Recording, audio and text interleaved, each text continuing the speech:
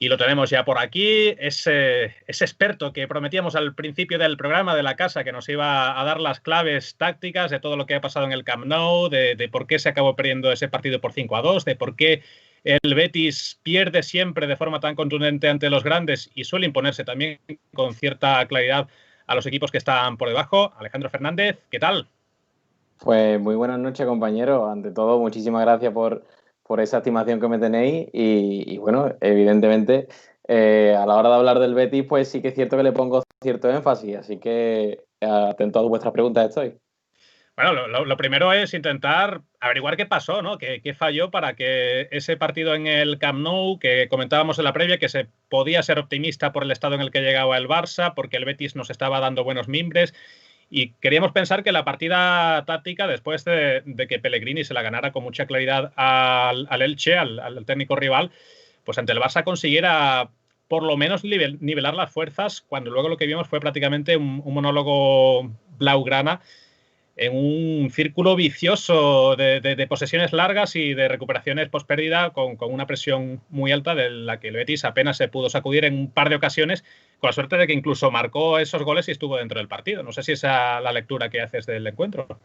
Sí, la verdad es que es muy acertada y lo estuvimos comentando precisamente la semana pasada en el estilo Betis de Onda Bética, que yo esperaba un Betis que le quitase la posesión al Barcelona y que a través de ahí le hiciese bastante daño. De hecho, el Barcelona suele ser un equipo con bastantes deficiencias a la hora de defender cuando el equipo contrario le quita la posesión. Y sin embargo, vimos a un Barcelona que parecía que no tenía un bache de resultados como había estado teniendo últimamente. Estaba también la suplencia de Messi, que era un aliciente de cara al aficionado bético, porque quieras que no tener en contra al mejor jugador del mundo, pues es como una oportunidad de intentar sacar algo positivo del Camp Nou. Y sin embargo, pues evidentemente vimos a un Barcelona que no solo dominó el partido, fue muchísimo más directo, sobre todo porque utilizó las bandas con Dembélé y Griezmann un poco caído en la media punta. Ansu Fati era el que estaba abierto. A mí me decepcionó la primera parte del Betis. Era Canales el futbolista del medio centro que acompañaba a Sanabria en la presión. Y el principal problema del Betis, bajo mi punto de vista, fue que la presión no fue buena. El Barcelona salía con 3 pases de la presión y dejaba muchísimo campo abierto. Ahí es cuando ni Guido ni William Carballo tenían la capacidad de poder llegar a cerrar las zonas de pase o como vimos en el gol de Ousmane Dembélé, que tras recorte a Alex Moreno, pues no llega a cerrar William Carballo y evidentemente pues no solo ese gol, sino las incontables ocasiones que tuvieron Griezmann, Ansu Fati en momentos previos al gol y en momentos posteriores, porque después, si no llega a ser por Claudio Bravo, hubiese llegado el 2-0 en una jugada muy parecida. También reseñar del Barcelona, Pedri hizo muchísimo daño porque se situaba justamente a la espalda del pivote del Betis, que era Guido Rodríguez, y por delante de la defensa del Betis, hacía salir al central y eso creaba el hueco para que entrasen por banda los atacantes del Barcelona. Entonces yo creo que el Betis no supo jugarle al Barcelona y quitarle la pelota. Cuando intentó el Betis hacer posesiones largas, no encontró la caída en banda, o bueno, más que en banda, a recibir de Sanabria, que no estuvo acertado a la hora de crear juego en segunda línea. Y entonces yo creo que de ahí vino la enorme posesión del Barcelona y el peligro que creó a la zaga bética. Además, Alejandro, la faceta o el frente de juego del Betis que más preocupa ha cambiado. Al principio de temporada comentábamos que era la delantera, ninguno de los 3 delanteros había atinado con el gol. Ahora parece que le ha relevado un poquito lo que es la defensa después del partido en el Camp Nou. ¿Qué soluciones tácticas o de hombres crees que debe buscar Pellegrini? Mira, ya que lo reseñas, yo creo que es la evidencia clara de que el año pasado no se dio con la tecla y es porque Pellegrini yo creo que ha dotado a los jugadores del Betis de que se tiene que terminar jugadas sí o sí. Lo estamos viendo en las estadísticas. El Betis acumula muchísimos tiros al final del partido, muchísimas llegadas, De hecho, los partidos que ha ganado, los ha ganado con más de 10 ocasiones de gol o tiros a puerta. Eso es un dato bastante positivo. Sin embargo, al Betis le siguen llegando atrás. Con ciertos rivales que no tienen esa peligrosidad o esa calidad para en 2 pases ponerse justamente de cara a la portería o en línea de la zaga del verde y blanca, pues sí que es cierto que ahí en ese sentido el Betis pues sufre bastante, ¿no? Entonces yo creo, lo estaba comentando el compañero Javi Amaro, que si el Betis encontrase un delantero de calidad, yo creo que al Betis por lo menos se le podrían subsanar gran parte del problema que tiene, porque lo ha comentado él, para lo que concede atrás no tiene un delantero o una capacidad goleadora que solvente esa carencia. Entonces yo creo que la única vuelta de tuerca que le puede dar Pellegrini en ese sentido es cerrar un poquito más la defensa, porque a día de hoy, en la parte ofensiva, yo personalmente creo que Pellegrini se ha dado con la tecla. ¿Y confías en que el técnico chileno consiga dar con esa tecla que parece que no se viene dando ni defensiva, que no se viene dando ni con Quique Setién, ni con Rubi, ni ahora él? Sí, yo creo que sí. Yo creo que Manuel Pellegrini es un técnico que, bueno, ya lo comentábamos al principio de su llegada al Betis. Tiene una dilatada carrera, ha estado entrenando a jugadores con muchísimo nivel. Entonces yo creo que es un entrenador que sabe utilizar su estatus para ganarse al futbolista y para crear en él una cierta confianza, para hacerle ver que lo que está proponiendo pues puede dar su fruto. Yo creo que hemos visto que evidentemente la línea de defensa, la zaga, es la que menos nivel está ofreciendo, pero no tampoco me gustaría ser injusto. En partidos como por ejemplo contra el Valladolid, el Alavés o este último del fin de semana anterior, el Elche, sí, el Betis hizo un partido que a nivel defensivo es implacable, porque Claudio Bravo solo intervino en 2 ocasiones en todos los partidos, creo yo. Y eso, quieras que no, en primera división es complicado. Estamos viendo que se están dando todo tipo de resultados. El otro día, precisamente, el Athletic de Bilbao pierde contra el Valladolid, que era el último. Evidentemente, la liga de la primera división es muy competitiva. Yo confío personalmente en Pellegrini, es un técnico que ha estado bastantes años en la primera división española, sabe perfectamente lo que es el Betis, la idiosincrasia que tiene, y está intentando también darle o dotarlo de un estilo y de una personalidad. Y muy importante también, que vengo yo reseñando los anteriores programas de los compañeros de Onda Bética, yo creo que el Betis tiene un 11 tipo, y eso era muy importante, algo que no teníamos anteriormente. Veamos que tanto con Quique Setién como con Rubí, que no se repetía el 11, y sin embargo ahora mismo pasó la baja de Fekir y rápidamente sabíamos perfectamente que se iba a suplir por Joaquín, y Canales pasándolo a la media punta junto con Tello a la banda. Yo creo que eso es positivo, y lo único que hace falta es que conforme vayan pasando los partidos los jugadores tengan el nivel. Prácticamente es esa única posición la que permuta, la de Canales, y detrás del delantero, si un poquito más atrás, quizás dependiendo de lo que demande el contexto, ¿no? Pero sí es verdad que el Betis ha dejado de ser ese equipo incógnita, digamos, porque ante los rivales de más abajo estamos viendo, repasando los 9 resultados que se les ha ganado a todos y con cierta comodidad, dando buenos partidos, incluso en la defensa, que es de lo que hemos estado hablando principalmente a lo largo de este programa, como la parcela un poco más deteriorada después de que se hayan encajado 17 goles en estos últimos 7 partidos. Pero luego es que contra los grandes, bueno, es que salvo el del Real Madrid, que fue un resultado ajustado, los demás se han acabado perdiendo por 2 o por 3 goles. No sé si hay algo que le falta de competitividad en esos escenarios ante los equipos de arriba, que ante los de más abajo quizás se siente más cómodo dominando el partido. ¿Por qué crees que se está viendo esta disparidad de resultados tan clara? Bueno, yo creo que el Betis actualmente es un equipo que propone bastante, ¿no? Tiene una idea clara de tener la posesión, de intentar agotar a su rival, y sobre todo que cuando el Betis o los jugadores de calidad del Betis pasan del centro del campo, tener un pase directo que abra la zaga rival y terminar jugada como se está viendo. Estoy de acuerdo contigo, excepto Getafe, y bueno, yo personalmente tengo una opinión muy sincera del partido contra la Real Sociedad, porque el Betis sí reacciona, el Betis sí juega en la segunda parte frente al conjunto de Donostierra muy bien. Sin embargo, se dan una serie de circunstancias, lo estábamos hablando con el anterior invitado del tema del VAR, que hay veces que no se sabe por qué en un partido sí y en otro partido no. Bueno, yo creo que ese partido el Betis no lo hubiese perdido si no hubiese tenido esas malas decisiones del VAR. Y además estamos viendo también que la Real Sociedad está jugando muy bien cuando va a favor de marcador, porque empieza a poner jugadores que corran al espacio, con Silva como media punta, entonces eso le está viniendo muy bien. Eso en ese partido en concreto. El único partido que yo creo que el Betis no estuvo ni se presentó fue en el de Getafe. Y después el resto de partidos.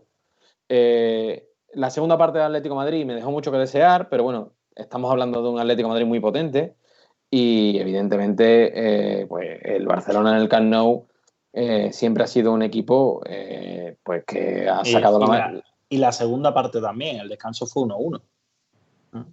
Sí, claro, en la segunda parte del Camp Nou te refieres, ¿verdad? Sí, del Camp Nou. Claro.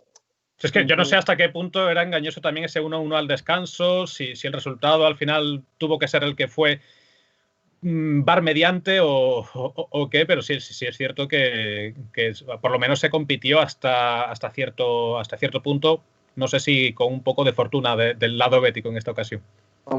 Voy a aprovechar para hacer un poquito de publicidad en la web de Onda Bética, como nombré en el análisis que hice del partido o del postpartido, hasta que salió Messi. Entonces, sí que es cierto que el Barcelona... Te he leído. Muchas gracias. Tienes a tu público fiel aquí. Sí que es cierto que el Barcelona en la primera parte juega muy abierto y en la segunda parte entra Messi y ya el juego del Barcelona empieza a hacer rotaciones constantemente de los futbolistas entrando y saliendo por el centro. El denominador común es que tienen al mejor futbolista del mundo. Entonces yo creo que, sin ir más lejos, la maravilla que hace en el 2-1 sin tocar el balón, dejando fuera de combate a 3 futbolistas del Betis. No se había mencionado hasta ahora en el programa y fue la obra de arte del partido. Y yo creo que no se había mencionado hasta ahora, yo creo que es el detonante para la catástrofe defensiva del Betis en el momento en el que los defensas se hunden por completo cuando ve que Messi hace semejante humillación, que es una asistencia sin balón, sin tocar. A nivel táctico, bajas el descanso, el entrenador te da tu arenga, te planea o te plantea más o menos cómo va a salir el partido y en los 2 minutos ya viene Messi, no toca la pelota y ya te vas con el gol en contra. Y no solo eso, sino que es un futbolista que crea muchísimo. Siempre tiene la atención de un marcaje en zona, inclusive también está constantemente viendo cómo entran, sobre todo en el Barcelona, que pasa mucho, entran muchísimos carrileros, los laterales entran como si fueran extremos, entonces es muy difícil jugar al Barcelona. Entonces, volviendo al tema que estábamos hablando, yo creo que salvo 2 o 3 partidos y en aspectos puntuales, yo creo que el Betis el resto de los partidos los ha solventado con cierto nivel. Le falta una regularidad que yo creo que si el Betis sigue compitiendo y sigue con este 11 tipo que está construyendo Manuel Pellegrini, yo creo que los resultados pueden llegar. Me muestro optimista, al menos yo. Bueno, y para terminar, última pregunta por nuestra parte, Alejandro. Hemos mirado lo que ha pasado, el calendario del Betis, lo hemos comentado mucho durante todo el programa, en especial yo, que el Betis ha pasado partidos muy complicados en este inicio de temporada. Y nos queremos centrar un poco más en el calendario del futuro. Quizás no sea el mejor momento para decirlo, porque el próximo partido es el Athletic de Bilbao San Mamés. Parece que es un eterno Tourmalet el que atraviesa el Betis en este inicio de liga, pero después sí que se aplana un poco. ¿Tú piensas que se puede ser optimista con respecto a lo que queda de temporada, mirando el calendario que a partir de ahora se le viene al Betis? Sí, yo creo que sí. Precisamente lo comentaba con los compañeros que es que el Betis ya ha jugado con Atlético de Madrid, Real Sociedad, Barcelona y Madrid. Al fin y al cabo son los equipos que más en forma parece que están, ¿no? Y tú lo has comentado, excepto el Sevilla, ha jugado con todo. excepto Sevilla y Villarreal, ha jugado contra los 3 más grandes o los que más en forma están. El top 6 que comentábamos con el compañero, exactamente. 4 de ellos ya han pasado. Incluso el Getafe se le puede meter. Y si no recuerdo mal, creo que Villarreal viene después de Bilbao, no caigo ahora muy bien, pero ahora lo iré mirando. Pero el siguiente era Eibar, ¿no? Que se jugaba otro lunes. Sí. Pues el tema está en que yo creo que ahora hay que aprovechar, y el Betis sí está dando una buena sensación o está respondiendo ante ese tipo de rivales. Quizás a lo mejor el primer partido contra el Alavés, que igual lo más justo hubiese sido un empate y se marcó al final del partido, pero el resto, el Valladolid se ganó sin ningún tipo de problema, el Elche también fue un muy buen partido y una primera parte que veíamos que había fallado un penalti Fekir y el resultado se antojaba corto. No sé, yo creo que el Betis de Pellegrini sí está respondiendo ante ese tipo de tesituras, algo que no veíamos en años anteriores. Recuerdo el punto de inflexión quizás de cuando ya el año pasado decidió la grada echar a Rubi, fue cuando llegó aquí el Mallorca en el Benito Villamarín y te empata a 3. Un partido que estaba claramente ganado. Entonces, exacto, y yo no veo a este Betis. Hombre, evidentemente esto es fútbol y se puede dar cualquier circunstancia, cualquier resultado en contra o a favor, pero yo no veo las sensaciones que a mí me transmite el Betis de Pellegrini. Es un equipo serio, con las ideas muy claras, sobre todo en ataque, y que sobre todo propone mucho en la faceta ofensiva. Por zanjar la duda y no dejarla en el aire, los próximos 5 partidos del Betis son San Mamés, después Betis Eibar, Osasuna Betis en Pamplona, Betis Villarreal, ahí sí, y Granada Betis en Los Cármenes. El Granada, otro equipo que está compitiendo muy bien. Habrá que ver ese partido ante el Granada que está, desde luego, compaginando bastante bien Europa y Liga por lo pronto. Pese a que este último partido, evidentemente, esa visita a Noeta con 7 jugadores de la primera plantilla lo tenía nos podría haber bastante nosotros, complicado. Eso es verdad, nos podría haber tocado a nosotros, pero bueno. Da para otro episodio, esos protocolos de la Liga y esas pruebas PCR que al final no valen para mucho. Yo solo rezo porque no se resfríe nadie en el vestuario del Betis. Y que no es justo, porque al fin y al cabo son jugadores que están disponibles, pero que, bueno, pues por este este positivo asintomático, pues no puedes competir. Entonces, bueno. Además, la incongruencia se agranda cuando ha sido la misma semana en la que también 2 jugadores del Real Madrid han dado positivo y no se ha aislado a nadie nada más que esos 2 jugadores. Pero bueno, esto da ya para otro escándalo que, como esta vez no ha salpicado al Betis, no lo hemos visto venir tan de cerca, pero crucemos los dedos.